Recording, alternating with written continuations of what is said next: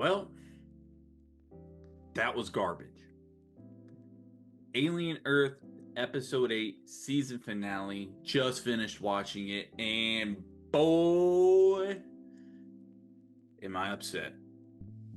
We're going to do what we normally do, give you a little play-by-play what happened in the episode, but that'll be very short because, I'll be honest, not much happened this episode. This was an underwhelming, lackluster, bullshit season finale to what I have been giving great reviews every episode for. We followed the Xeno around the island for a few shots. That's almost as much as we see the Xeno throughout the whole episode. I'm not even joking. Dame Sylvia walking up to the grave of all the synths, grave sites of where their real bodies are. She's placing flowers on them because she's feeling guilty, trying to show her humanity that she doesn't agree with all this. The Xeno stalks, walks right up behind her. It gets hit in the head by like a rubber bullet or something from some guards around the area. It runs off. Complete wasted scene, and that is gonna kind of be the theme of this episode. It's just wasted time. Big plot point of this episode. In fact, this episode I think had a runtime of 47 minutes, and we spend 25 of them in two different holding cells in the Prodigy building. One contains Morrow and Hermit. The other two contains all the Lost Boys, all the synths. And we spend over half this episode in these holding cells, listening to them talk. Wendy goes to lead a revolt.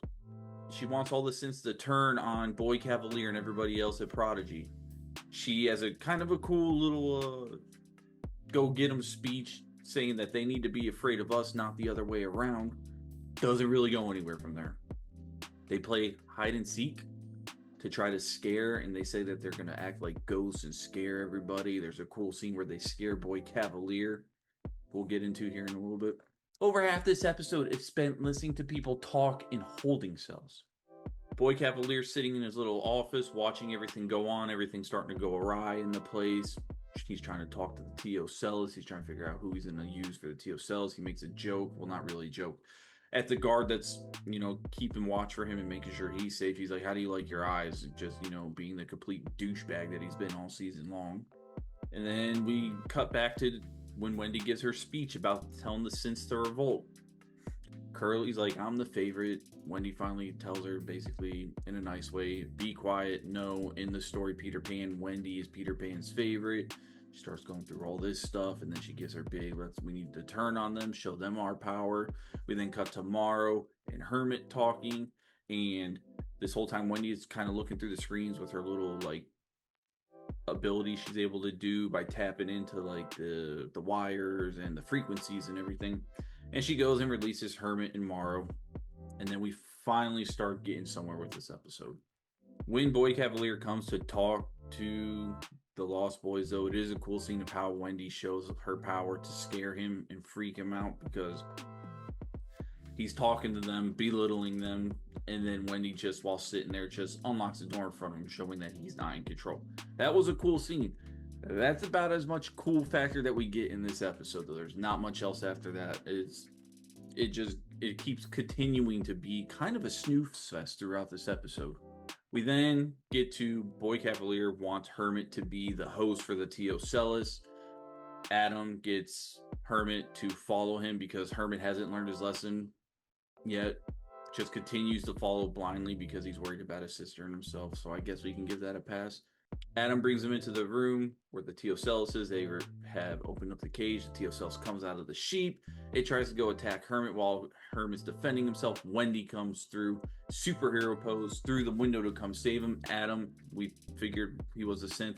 He's a synth coming to fight Wendy. Wendy hordes off not only the T.O. Celis, wards off Adam. She's able to control Adam because he's machine too, and he has a certain frequency, so she's able to control him. Eerily close to getting the Jurassic World scenes with Owen, played by Chris Pratt, putting his hand up and stopping the velociraptors and dinosaurs from attacking. That's how she basically stops them. She puts her hands up, tells them to stop, and he stops. What comes next is more stupidity, and it's dumb writing, and they're not paying attention to details in this. Hermit and Wendy start talking. They started getting a little bit of an argument because Wendy's still mad at Hermit for what he did to Nibs. By the way, Nibs did not die. She's still alive. Hermit sees the TO cells crawl into something. We don't know what it was. It was just like a little hole. We don't know if this thing was hiding to see if it's going to lunge at him or Wendy and wait for their guard to go down. What do? They stay in the same freaking room, pretty much right near where this thing escapes, and they have an argument instead of leaving the room, making sure they're safe. It's stupid. I have let a lot slide because I've liked the show a lot. This is one of my favorite shows I've watched in a while. I've let a lot of bad writing, a lot of suspension of disbelief just happen in this show. I can't forgive it, especially in a season finale that I think was trash. It's the stupidity. There's so much of it in this show, and if I were to do a rewatch of the whole series, I know for a fact there's going to be a lot of stuff I could point out, be like, that is dumb. I overlooked that. We then come to a scene. Hermit was talking about where's Cavalier at when he says, I have somebody special looking for him. We're playing hide and seek. It's the Xeno. The Xeno's stalking him. Hermit's trying to leave the building, gets to like the main hallway. Kind of a cool little scene. Xeno comes down, scares the crap out of him. Wendy and Hermit show up, showing Wendy's true power, and Cavalier's all scared. 3 guards come in. The Xeno dispatches them, and that's pretty much all we get from the Xeno. A lot of the stuff that happens with the Xeno is, again, more off-screen kills. Only people that really get murdered in this episode are guards or security. And we're really going to get to where this episode really just pissed me off. We finally come to like the main guards that Hermit was walking with on patrol. You know, the girl with the red hair and the 2 others. They go to the lab. This is after Morrow and Kirsch have a fight once Morrow breaks free. And yeah, that fight lasted a good 10 seconds maybe. Very underwhelming between the buildup we've had between those two. It was stupid. Morrow breaks Kirsch's back. Kirsch gets the upper hand on him. It was worthless. But this group of guards, whatever they are, mercenaries, comes in the room. We finally get to see what